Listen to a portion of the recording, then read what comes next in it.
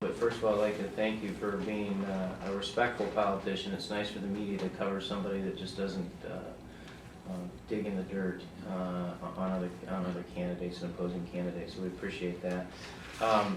One thing that you've indicated, obviously there's going to be challenges, and no matter who's governor. And since in the last biennial budget there was about $8 billion or $7+ billion given by the federal government, which is unlikely to happen again, probably even if you request it, given their debt load that they have. So there's going to be a shortfall of some sort, even if a miracle happens in the economy. Given that, how would you make that up? We don't know the amount, but we can talk in percentages. What percentages are going to come from revenue increases, tax increases, or fee increases? And what percentage of making up that shortfall is coming from efficiencies or cuts in your mind, roughly? Well, just let me say that I am continuing to say and believe that tax increases could be devastating right now. I mean, I've got a history. You know me. I was in Congress for 12 years. I've been governor for 4 years. I'm not one of these ideologically driven people that say I will never support this or I'll never support that. And I think when John Kasich signs that pledge, it's irresponsible because as a chief executive, you never know what may happen. Some of you are from Wooster, and look what happened there. Well, I think George Bush Sr. learned that lesson. Did he read my lips? Yeah. But I told you that I believe the economy is recovering, and I do. But I believe it's still very fragile, hugely fragile. And I think raising taxes under these circumstances could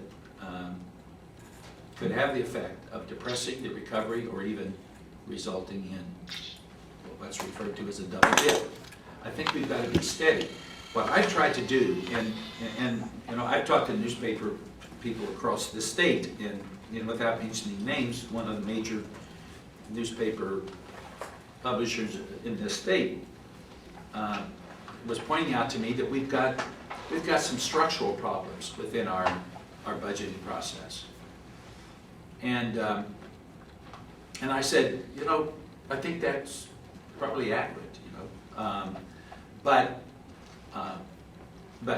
I don't think it's wise to try to deal with a problem that may have developed over decades, certainly over years, and then in the middle of a recession or a fragile recovery, to say, we're going to take these major steps now to address these long-standing problems. And that doesn't mean that I want to avoid them or that they should be avoided. But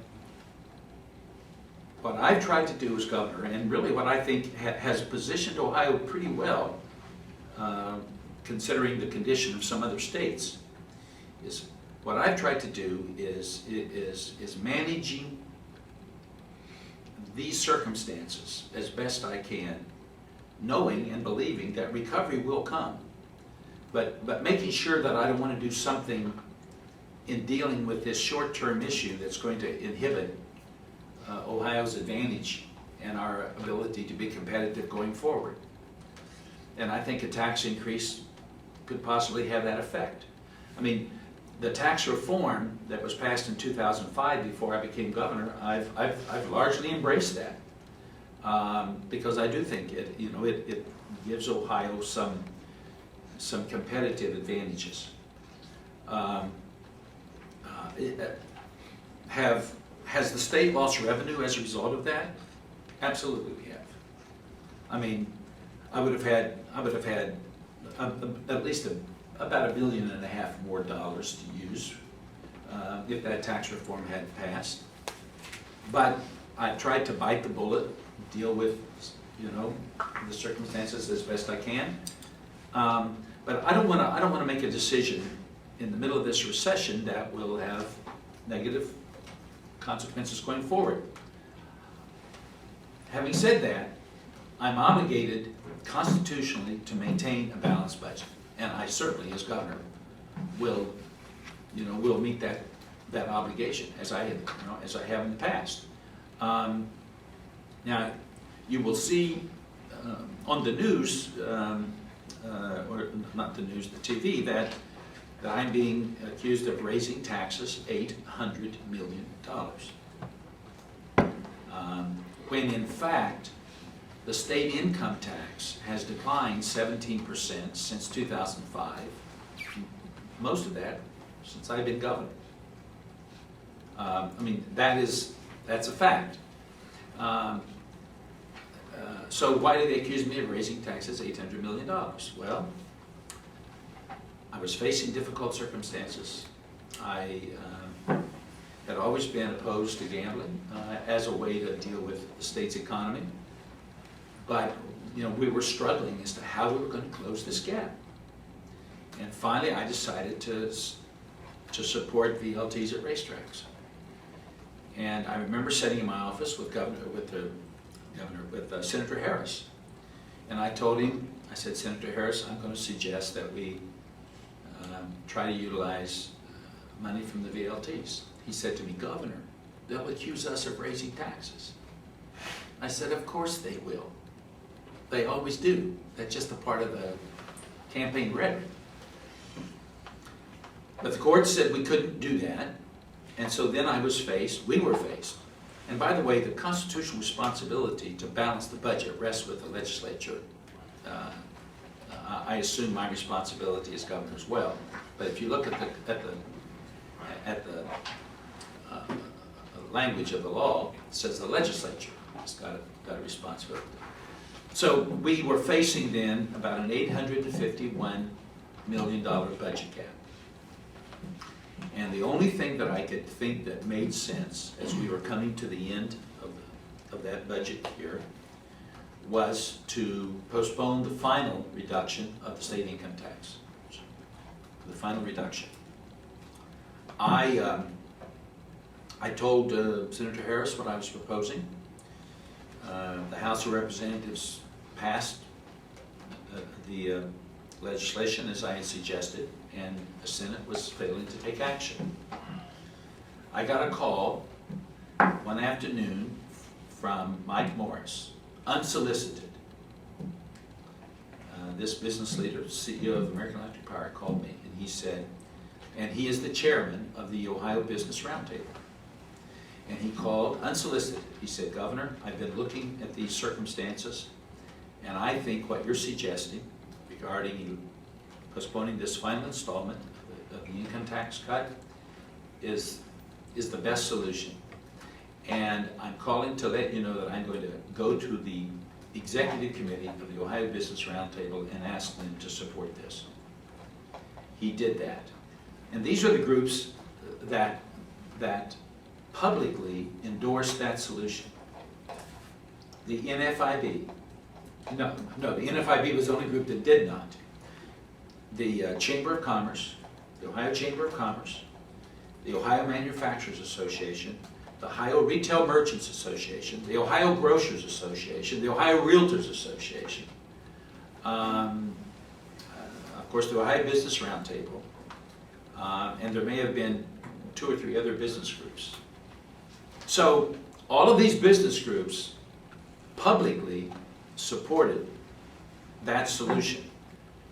And now, if you look at the ads, I'm being accused of raising taxes $800 million. Later today, I'm going to be talking to the Ohio, or the Columbus Partnership, which is the business group here in Columbus. Mr. Casey's going to be there prior to me being there. I'm sure he's going to say that I raised taxes $800 million, and I'm going to go in and say I did what you guys suggested was the best course of action, because I think it was the responsible thing to have done. So your answer to the question is, you don't want to be pinned down, I understand that, and you'll reserve the right to raise taxes if necessary as part of your responsibility as a governor.